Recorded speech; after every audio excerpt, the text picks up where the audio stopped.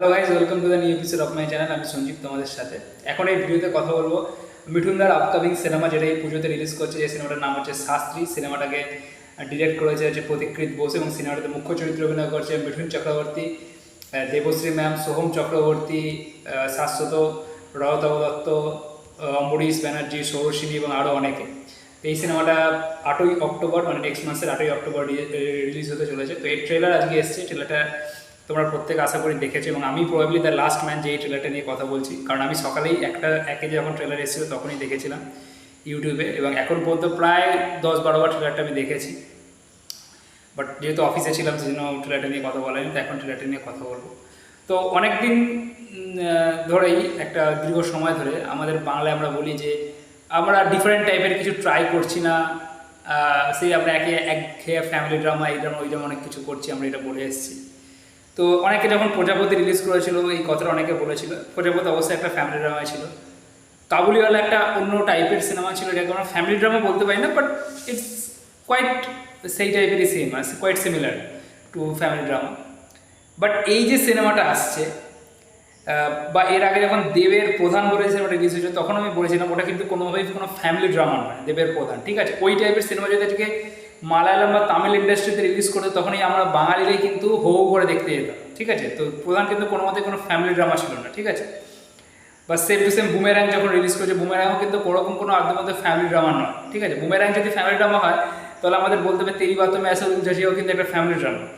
বা এই যে লাস্ট যে বিকি বিদ্যাকে, এই যে সিনেমাটা আসছে বিকি বিদ্যা কি বোবালে ভিডিও, এটাও কিন্তু একটা ফ্যামিলি ড্রামা। বা ব্যাড নিউজ, ওটাও কিন্তু একটা ফ্যামিলি ড্রামা। গুড নিউজ, ওটাও কিন্তু ফ্যামিলি ড্রামা, ঠিক আছে। তো ডিফারেন্ট কিছু জিনিসকে যে ফ্যামিলি ড্রামা হবে এরকম কোনো নয়। হ্যাঁ, এগুলোও মশলা ফিল্ম। এই যে আজকে শাস্ত্রী সিনেমাটা এসছে, এই ট্রেলারটা আমরা প্রত্যেকে দেখেছি, এটাও কিন্তু একটা মশালা সিনেমাই। বাট হ্যাঁ, মশালার মধ্যে কি যে কমার্শিয়াল যে ভাইবটা, মানে এই অ্যাকশন থাকবে, মারপিট থাকবে, নায়ক মারছে, এই মারছে, 10জন ভিলেনকে একসাথে মারছে, ওই জিনিসটা মিসিং, ঠিক আছে। বাট এটাও কিন্তু মশালা কমার্শিয়াল সিনেমায়, ঠিক আছে। এটা মাথায় রাখবে, এটা কখনোই কিন্তু ফ্যামিলি ড্রামা নয়, ঠিক আছে।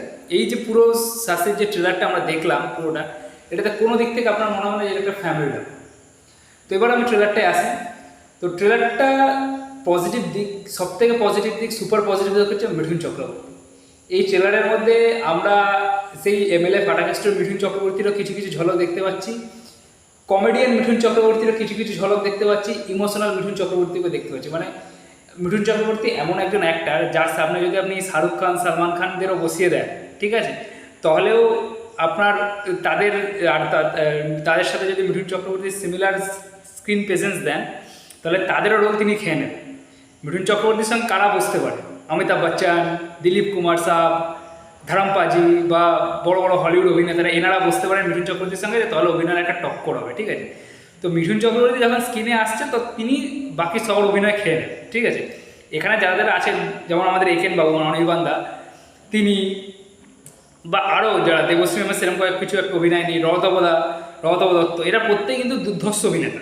এদের অভিনয়ের কৌশল নিয়ে আমি শাশ্বত বা অম্বরীশের কথা বললাম না, কারণ তাদের এখানে জাস্ট ঝলক দেখানো হয়েছে, ঠিক আছে। তাদের এখানে বেশি কিছু দেখানো হয়, ঠিক আছে। আমি যাদের বেশি দেখানো হয়েছে তাদের কথা বলছি। কিন্তু দেখুন, যেখানে মিঠুন চক্রবর্তী আছে, সেটা একটা যদি তার কোনো ডায়লগ নেই, জাস্ট বসে আছে সিনটার মধ্যে, সেইখানেও কিন্তু সে নিজের দিকে অ্যাট্রাকশন ঘুরিয়ে নিচ্ছে। এটা হচ্ছে তার প্রেজেন্স, এটা হচ্ছে একটা সুপারস্টারডাম, যে তার দিকে লোকের নজর যাবে। তো পুরো ট্রেলারটা হচ্ছে মিঠুন চক্রবর্তীময়। এর মধ্যে এই সিনেমা, এই যে ট্রেলারটা দেখে বোঝা যাচ্ছে এই সিনেমাটার মধ্যে কিন্তু কমেডি থাকতে চলেছে। ওই যে একটা সিন আছে যেখানে বলছে এ তো কাকে এঁকে দিল, আমার ডায়লগটা এখনও যখন মনে পড়ছে, মিঠুনদার যে ডায়লগ ডেলিভারি হচ্ছে না, আমার স্টিল না, আমার ভিডিওটা বানাচ্ছে, আমার হাসি পেয়ে যাচ্ছে। মানে যতবার আমি দেখছি, আমি বারবার রিভাইন্ড করে ওই জায়গাটা দেখছি, মানে এত হাসি পাচ্ছে ওই জায়গাটা দেখে। মানে এবার মানে ওই জায়গাটা কমেডিটা দারুণভাবে ওয়ার্কিং করেছে, সেটা ডায়লগটাও ভালো, প্লাস মিঠুনদার কমিক টাইমিংও দুর্ধর্ষ, সেই জন্য খুব ভালোভাবে ওয়ার্ক করেছে। এটা আমরা প্রজাপতিতেও দেখেছিলাম, তার আগে গোলমালেও দেখেছি যে মিঠুনদা কত ভালো কমেডি করতে পারে। এই হিন্দি যে গোলমাল 3 রিলিজ হয়েছিল, সেই সময় দেখেছি। এছাড়াও পুরো ট্রেলারটার মধ্যে আমরা যে জিনিসটা দেখতে পেলাম, একটা বাঙালি আনার ছোঁয়া পেলাম। যেমন বেনি মাধব সিলের পঞ্জিকা, তারপরে শিব ঠাকুরের মাথায় জল ঢালা, সেই পইতে শিব ঠাকুর ইতে দিয়ে ছেলেকে দেয়া, এই জিনিসগুলো আমরা প্রত্যেকটা বাঙালি এটার সঙ্গে অ্যাটাচ করতে পারবে। যেটা আমি এর আগেও বলেছিলাম, প্রধানের সময় বলেছিলাম, যে বাঙালি অ্যাটাচ করতে পারে। বা উইন্ডোজের যে সিনেমাগুলো, সেই সিনেমাগুলোতে আপনারা দেখবেন তাদের মধ্যে যে এলিমেন্ট থাকে সিনেমার মধ্যে, সেই সিনেমার সঙ্গে কিন্তু এই পুজোর সময় যে বাঙালিরা তাদের পরিবার, বয়স্ক বাবা মা এদের নিয়েও সিনেমা দেখতে যায়, তারা কেউ দারুণভাবে অ্যাটাচ করতে পারবে। এখানে কিন্তু সেই জিনিসগুলো খুব ভালোভাবে ইউজ করা হয়েছে মিঠুনদার মধ্যে, যে একজন খুবই আস্তিক একজন মানুষ, ভগবানে বিশ্বাস করে, বাট ওই একটা কথা আমাদের বাবা মা বলে সবসময় যে যারা ভগবানকে বেশি বিশ্বাস করে, বেশি চায়, তাদেরই ভগবান খুব সহজে দেখা দেয় না, তাদেরই ভগবান বেশি পরীক্ষা নেয়। সেই জিনিসটা এখানে মিঠুনদার সঙ্গে হচ্ছে। তার লাইফে কোনো একটা ট্র্যাজেডি হচ্ছে, প্রবাবলি তার ছেলের সাথে কোনো একটা ট্র্যাজেডি হচ্ছে, কারণ এখানে দেখবেন একটা অ্যাক্সিডেন্টের সিন দেখানো হয়েছে, ঠিক আছে? এই অ্যাক্সিডেন্টের সিন দেখানো, সেখানে বললি তার ছেলে মারা যাবে বা তার ছেলে ইনজিওর্ড হতে পারে কোনোভাবে। তারপর থেকে আস্তে আস্তে সব খেলা ঘুরতে থাকে মিঠুন চক্রবর্তীর ফেভারে, মিঠুন চক্রবর্তীর ভাগ্য আসতে শুরু করে, এবং সেখান থেকে আস্তে আস্তে পরিমল, মানে মিঠুনদার যে ক্যারেক্টারটা প্লে করছে, সে আস্তে আস্তে পরিমল শাস্ত্রী হয়ে ওঠে, যে শহরে একজন মাসিয়া হয়ে ওঠে। এবং তখনই শহরে আসে একজন অ্যাস্ট্রোফিজিশিয়ান, যার নাম হচ্ছে সৈকত, যে ক্যারেক্টারটা প্লে করছে সোম চক্রবর্তী, যার সাথে মিঠুনদার এবার ডিবেট হচ্ছে। এবার ডিবেটের মেন কারণটা কোথায়, যে মিঠুনদা যখন এই মানে তার কিসমত যখন তার সাথে ফেভার করছে, তখন আস্তে আস্তে সে কিন্তু এই মাসিয়া যে সে হয়ে যাচ্ছে, সে তখন পাওয়ারটাকে বাজেভাবে ইউজ করছে, সে অহংকারী হয়ে যাচ্ছে, হয়তো কোরাপ্ট হয়ে যাচ্ছে। তখন তার সাথে আস্তে আস্তে সোমের ফাইট শুরু হচ্ছে, এবং শেষ পর্যায়ে গিয়ে হয়তো আমরা দেখতে পাচ্ছি যে মিঠুনদা নিজের ভুলগুলোকে রিয়েলাইজ করছে, এবং সে আবার নিজের লাইফে ফিরে আসছে। এবং সেই জায়গাটায় কিন্তু আমার মনে হয় শাশ্বত কিন্তু একটা ইম্পর্টেন্ট রোল প্লে করতে পারে সেই জায়গাটা। তো দেখা যাক, সেটা সিনেমা হলে গেলে আমরা সেটা আরও ভালোভাবে বুঝতে পারবো। তো ওভারঅল যে পুরো ট্রেলারটা বলুন, ট্রেলারটার কাটিং বলুন, ট্রেলারে যাদের দেখিয়েছে মেন অনির্বাণ, রতব দত্ত, প্রত্যেকে কিন্তু ক্যারেক্টারটা ভালো, বাট পুরো ট্রেলারের সুপ্রিমেন্সি কিন্তু মিঠুন চক্রবর্তী, ঠিক আছে? ওভারঅল এই যে গল্প জ্যোতিষ ভার্সেস বিজ্ঞান, এটা সত্যি কিন্তু বাংলায় এর আগে হয়নি, এটা কিন্তু একটা ডিফারেন্ট জিনিস। আমি সেই জন্যই বললাম যে আমরা আলাদা টাইপের জিনিস হচ্ছে না, বাট এটা কিন্তু একটা আলাদা টাইপের জিনিস। আপনারা দেখুন রিসেন্ট ফিউচারে বা আমার যতদূর মনে পড়ে 2000-এর পরবর্তী সময় এই টাইপের গল্প কিন্তু হয়নি, ঠিক আছে?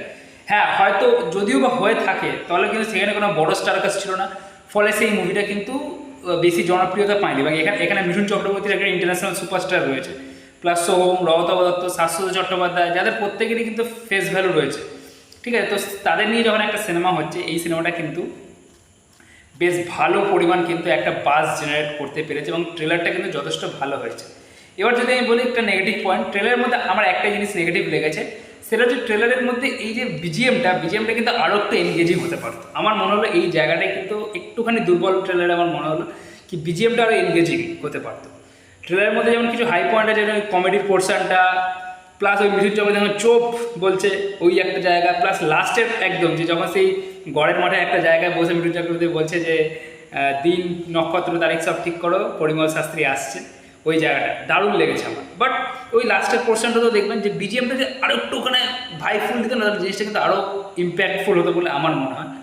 ওভারঅল বাকি আর কিছু নেগেটিভ পয়েন্ট নেই। এই যে এখানে যে অম্বরীশ বা শাশ্বত, কাঞ্চন মল্লিক, এদের যে ক্যারেক্টারগুলো আছে, এই ক্যারেক্টারগুলোকে যদি ভালোভাবে সিনেমার মধ্যে ইনবিল্ড করতে পারে না, তাহলে কিন্তু এই সিনেমাটা কিন্তু পুজোর মানে সমস্ত খেলা ঘুরিয়ে দিতে পারে। কারণ আমি একটাই বললাম, দেখবেন আপনি উইন্ডোজের সিনেমাগুলো প্রতি বছর দেখে নেবেন, আগের বছরই রক্তবীজ দেখে নিন, ওই সিনেমাটা কী করে এত বড় হিট হলো, কারণ ওর মধ্যে বাঙালিয়ানা ভরপুর ছিল। আর এই সময় কিন্তু লোকে এই বাঙালিয়ানাটাই দেখতে যায়, কারণ এই সময়টা এক সময় সম্পূর্ণ বাড়ির লোককে নিয়ে বাঙালিরা সিনেমা দেখতে যায়, ঠিক আছে? তো এই বাঙালিয়ানা জিনিসগুলো এই সিনেমাটার মধ্যে আছে, প্রচুর জিনিস আছে, তো সেটা কিন্তু মানুষকে হলে অ্যাট্রাক্ট করবে। তো দেখা যাক, আগামী দিনে আমরা আরও জানতে পারবো এই সিনেমাটার মধ্যে গানগুলো রিলিজ হবে, তারপরে 8 তারিখ তো সিনেমাটা আসছে। তো লাস্টে একটাই কথা বলবো যে উৎসব হচ্ছে, উৎসবটাকে পালন করুন।